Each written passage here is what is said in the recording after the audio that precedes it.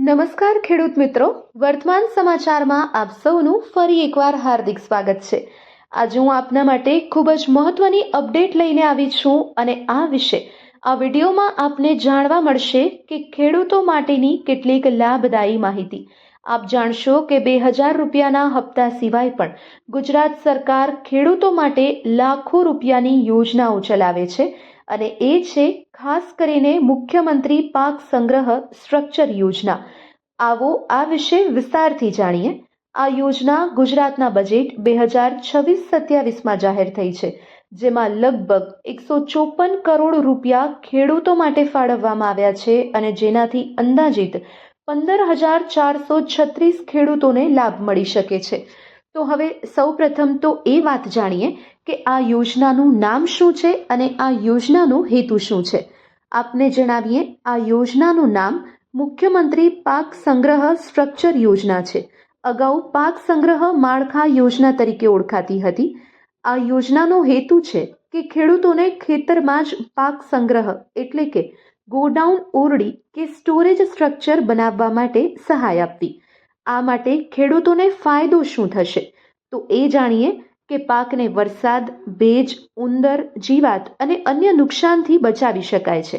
MSP કરતાં વધુ ભાવ મળે છે અને પાક સારી રીતે સ્ટોર થાય અને ખેડૂતોની આવક વધે છે। હવે એ જાણીએ કે આ યોજના અંતર્ગત કેટલી સહાય મળે છે। આપને જણાવીએ કે કુલ ખર્ચના 50% સુધી આપને સબસિડી મળી શકે છે, મહત્તમ 1 લાખ રૂપિયા સુધી। ઉદાહરણ તરીકે, જો ગોડાઉન બનાવવામાં 2 લાખ રૂપિયાનો ખર્ચ થાય તો આપને 50% સબસિડી એટલે કે 1 લાખ રૂપિયાની સહાય મળે છે અને જો ગોડાઉન બનાવવાનો ખર્ચ 1 લાખ રૂપિયા થાય તો આપને 50,000 રૂપિયાની સહાય મળી શકે છે। હવે આપને એ જણાવીએ કે આ યોજનાનો લાભ કોણ કોણ લઈ શકે છે। તો સૌ પ્રથમ તો એક ગુજરાતનો ખાતેદાર ખેડૂત હોવો જોઈએ, પોતાના નામે અથવા સંયુક્ત ખેતીની જમીન હોવી જોઈએ, ખેતી આધારિત પાક ઉત્પાદન કરતા હોવા જોઈએ। જો માત્ર જમીન હશે તો આપને આ યોજનાનો લાભ નહીં મળી શકે, પરંતુ આપ પાક ઉત્પાદન કરતા હશો તો ચોક્કસથી આપને આ યોજનાનો લાભ મળશે। હવે ગોડાઉન કે સ્ટ્રક્ચર પાક્કા પાયા અને મજબૂત હોવું જોઈએ। પતરાવાળું હશે તો આપને આ યોજનાનો લાભ નહીં મળે અને વિસ્તાર જણાવીએ તો લગભગ 330 ચોરસ ફૂટ અથવા તો વધુ એટલે કે બજેટમાં કેટલાક કિસ્સામાં 600 સ્ક્વેર ફીટ સુધી વધારો થયો છે, તો એટલો આપનો વિસ્તાર હોવો જોઈએ। હવે આ યોજના માટે જો આપને એપ્લાય કરવું છે તો એ માટે કયા કયા જરૂરી દસ્તાવેજ જોઈશે, તો સૌ પ્રથમ તો આપને જોઈશે આધાર કાર્ડ, ત્યારબાદ બેંક પાસબુક, ખાતા નંબર સાથેની બેંક પાસબુક પણ આપવાની રહેશે, એક પાસપોર્ટ સાઇઝનો ફોટો, 7x12નો દાખલો એટલે કે જમીનનો પુરાવો આપને આપવો પડશે। આ સાથે જ રજિસ્ટર્ડ મોબાઈલ નંબર અને એક પ્રૂફ તરીકે ગોડાઉન બનાવવાના અંદાજિત ખર્ચનું કોટેશન અથવા તો બિલ આપવાનું રહેશે। હવે આ માટે પ્રશ્ન એ થાય કે અરજી કેવી રીતે કરી શકાય, તો ઓનલાઈન અરજી કરી શકાય છે iKhedoot.gujarat.gov.in પોર્ટલ પરથી। એ પોર્ટલ પર જાઓ, જેમાં યોજનાઓ એ વિભાગ આપેલું છે, એ વિભાગમાં પાક સંગ્રહ સ્ટ્રક્ચર ગોડાઉન એ પસંદ કરો, ત્યારબાદ ફોર્મ ભરો અને ઉપર જણાવેલા જરૂરી દસ્તાવેજ અપલોડ કરો।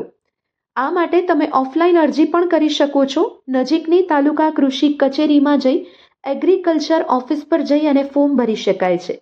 હવે અરજી પછીની પ્રક્રિયા શું છે, તો અરજી પછી અધિકારીઓ સ્થળની ચકાસણી કરશે, મંજૂરી મળે પછી ગોડાઉન બનાવો, કામ પૂર્ણ થયા પછી સહાય સીધી આપના બેંક ખાતામાં જમા થશે।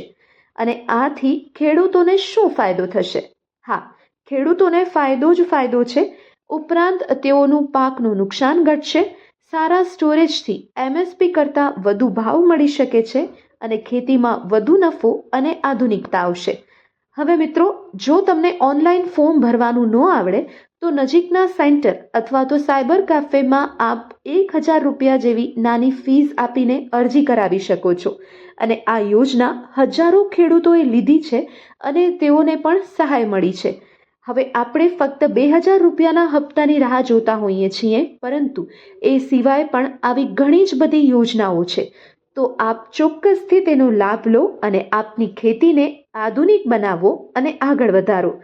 વધુ માહિતી માટે અમારી ચેનલને સબસ્ક્રાઇબ કરો અને કોમેન્ટમાં જય જવાન જય કિસાન લખવાનું ભૂલશો નહીં. તો બસ આવી જ ખેડૂતલક્ષી વિવિધ માહિતી